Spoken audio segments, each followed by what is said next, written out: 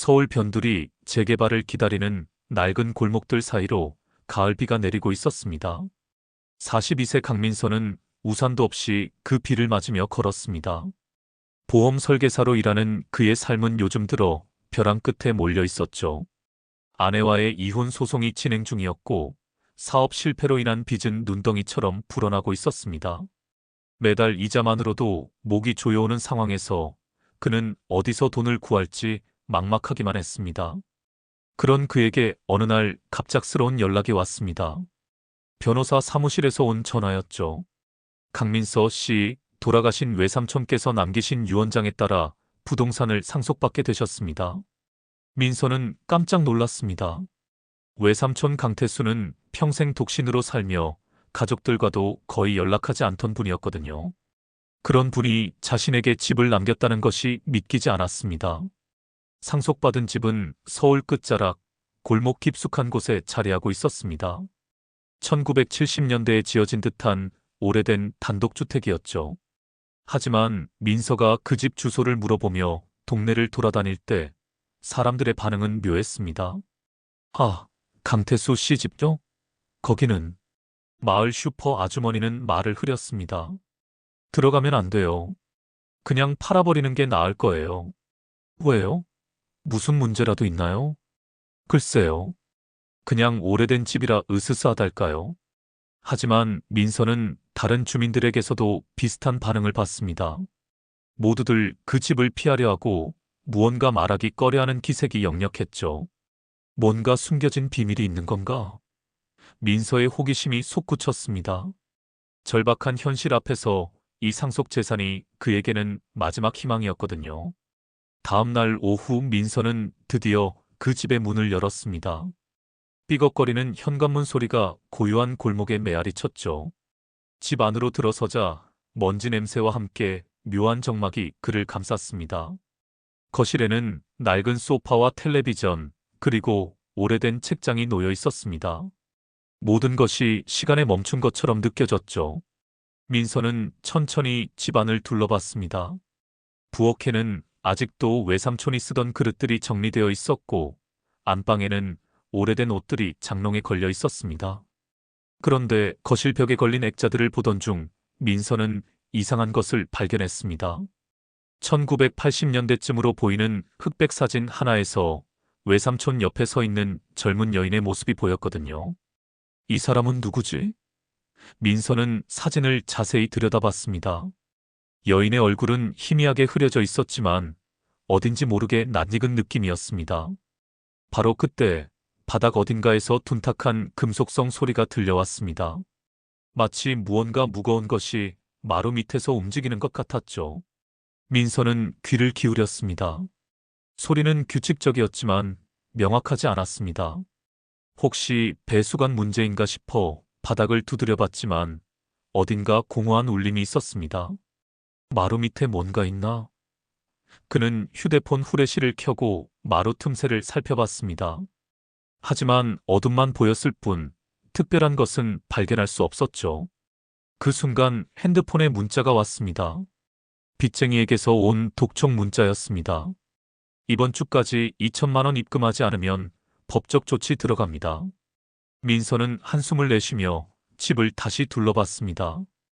이 집이라도 팔면 빚을 조금은 정리할 수 있을 텐데. 다음 날 아침 민서는 집 주변 정리를 위해 다시 찾아왔습니다. 마당에서 잡초를 뽑고 있을 때 뒤에서 누군가 말을 걸어왔습니다. 그 집에 사실 건가? 돌아보니 60대 후반의 남자가 서 있었습니다. 옷차림으로 봐서는 목수인 것 같았죠. 그의 이름은 윤지후였습니다. 네, 상속받은 집이에요. 민서가 대답하자 지후의 표정이 미묘하게 변했습니다. 강태수 씨와는 어떤 관계신지 물어봐도 될까요? 외삼촌이세요. 그런데 왜 궁금하신가요? 지후는 잠시 망설이더니 말했습니다. 태수 형과는 오랜 친구였어요. 그분이 돌아가시기 전에 부탁하신 게 있거든요. 무슨 부탁이요? 집을 함부로 뒤지지 말라고 하셨어요. 지후의 목소리에는 진지함이 묻어났습니다. 특히 마루는 절대로 건드리지 말라고요.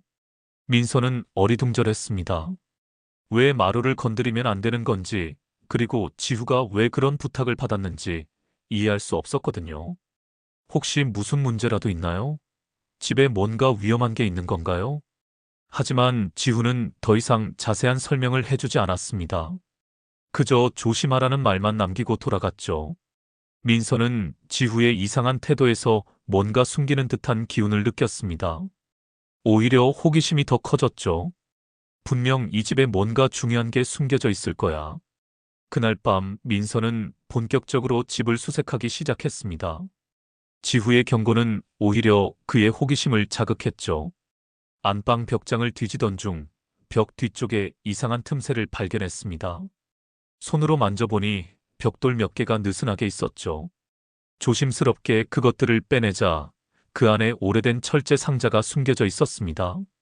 상자를 열었을 때 민서의 눈이 휘둥그레졌습니다.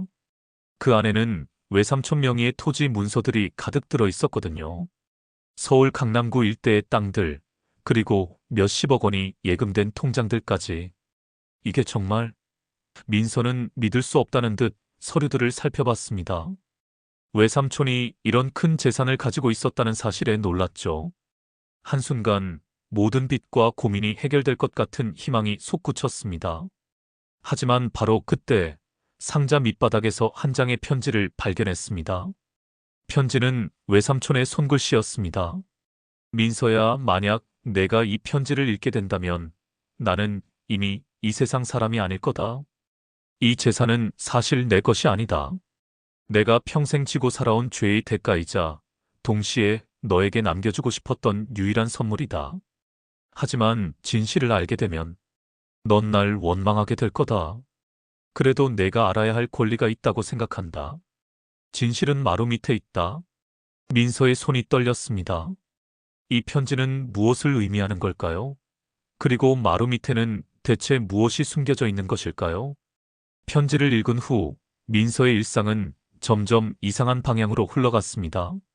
마치 누군가가 의도적으로 그를 몰아붙이는 것 같았죠. 직장에서는 갑자기 그의 실적에 문제가 있다며 상사가 압박을 가해왔습니다. 강민서 씨, 최근 계약 건들에서 문제가 발견됐어요. 해명이 필요합니다. 하지만 민서는 자신이 뭘 잘못했는지 전혀 알 수 없었습니다. 빚쟁이들도 평소보다 더 적극적으로 압박해왔습니다. 이번 주 안에 돈 구하지 못하면 정말 법정으로 갑니다. 그들은 마치 민서의 모든 동향을 감시하고 있는 것 같았습니다. 더 이상한 것은 동네 사람들의 반응이었습니다. 민서가 그 집 근처만 나타나도 사람들은 수군거리며 피하기 시작했죠. 저 사람이 강태수 씨 조카래. 아이고, 그럼 이제 그 집 비밀이 드러나는 건가? 30년 넘게 숨겨왔는데 이젠 끝장이네. 민서는 이런 반응들을 이해할 수 없었습니다.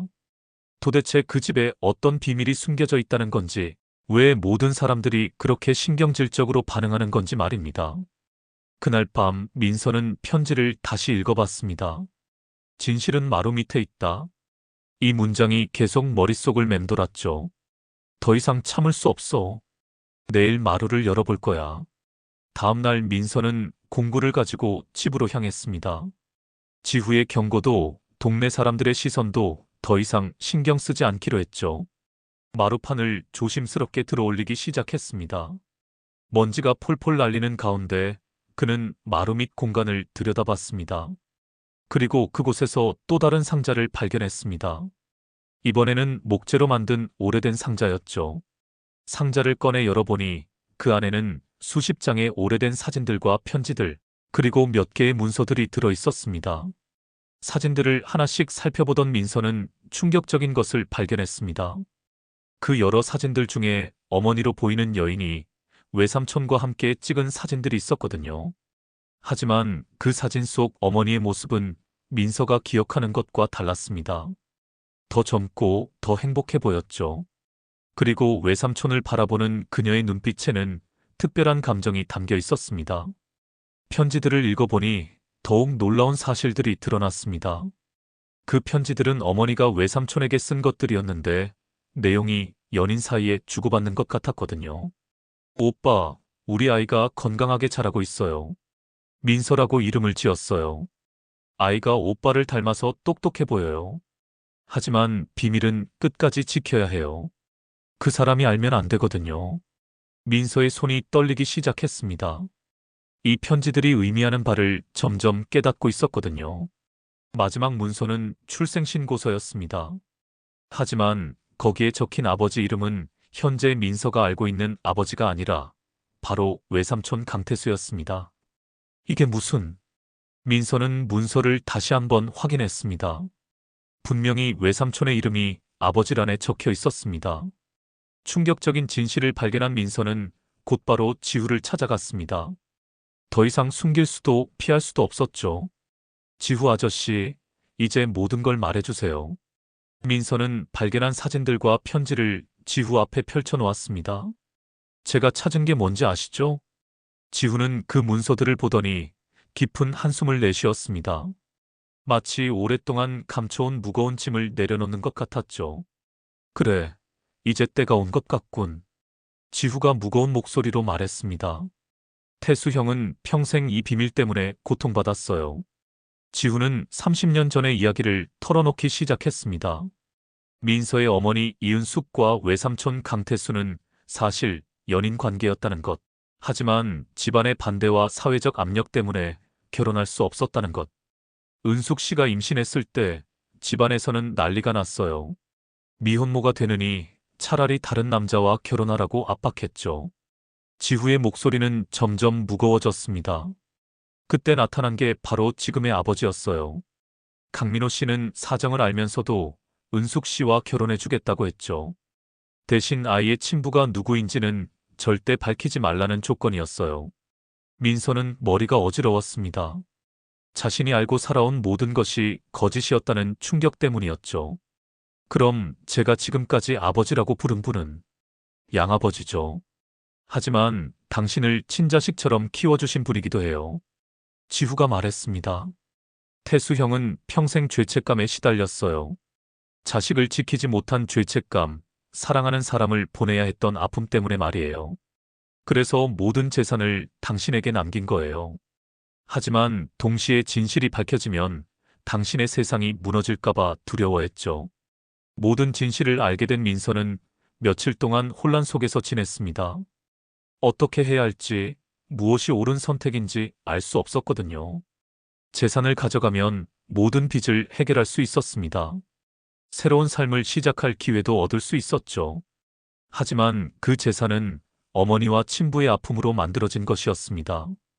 일주일 후 민서는 놀라운 결정을 내렸습니다. 그는 토지 문서들을 모두 모아서 집 마당에서 태워버렸습니다. 30년간 숨겨져 있던 비밀의 증거들이 연기가 되어 하늘로 사라져갔죠. 그리고 통장에 있던 수십억 원의 돈은 모두 지역 아동센터와 미혼모 지원 시설에 기부했습니다. 지후가 그 모습을 보며 물었습니다. 후회하지 않겠어요? 그 돈이면 당신 인생이 완전히 바뀔 수 있었는데. 민서는 고개를 저었습니다. 아니에요.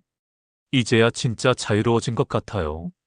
그는 낡은 집 마루에 앉아서 벽에 걸린 흐릿한 어머니 사진을 바라봤습니다. 이제는 그 사진이 다르게 보였습니다. 슬픔보다는 따뜻함이 느껴졌죠. 어머니, 외삼촌. 이제 알겠어요. 민서는 작은 목소리로 중얼거렸습니다. 진짜 유산은 돈이 아니었구나. 진실을 마주할 용기, 그리고 옳은 선택을 할 수 있는 마음이었던 거네요. 그날 저녁 민서는 그동안 연락을 피하던 양아버지에게 전화를 걸었습니다. 아버지, 저예요. 집에 가도 될까요? 할 이야기가 있어요. 전화 너머로 양아버지의 놀란 목소리가 들려왔습니다. 민서야? 왜 갑자기? 그냥 아버지께 감사하다고 말씀드리고 싶어요. 그리고 사과도 드리고 싶고요. 며칠 후 민서는 그 낡은 집을 지역사회에 기증했습니다. 조건은 단 하나, 동네 어르신들을 위한 소통 공간으로 사용하는 것이었죠. 집 열쇠를 넘겨주는 마지막 날, 지후가 말했습니다.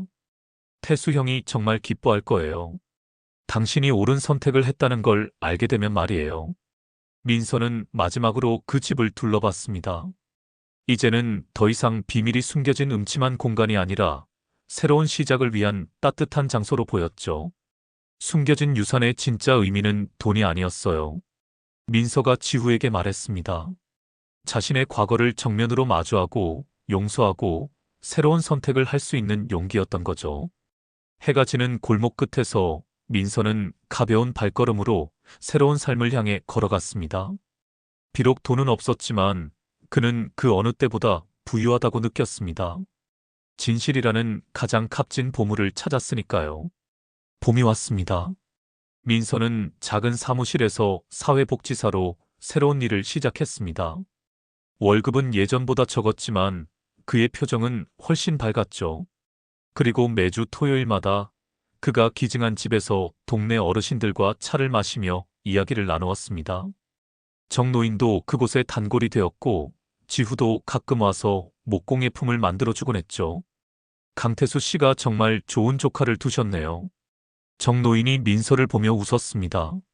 민서도 미소를 지었습니다. 이제는 외삼촌에 대한 원망이 아니라 감사함이 마음을 가득 채우고 있었거든요. 그가 남겨준 진짜 유산을 이제야 제대로 이해할 수 있게 되었으니까요.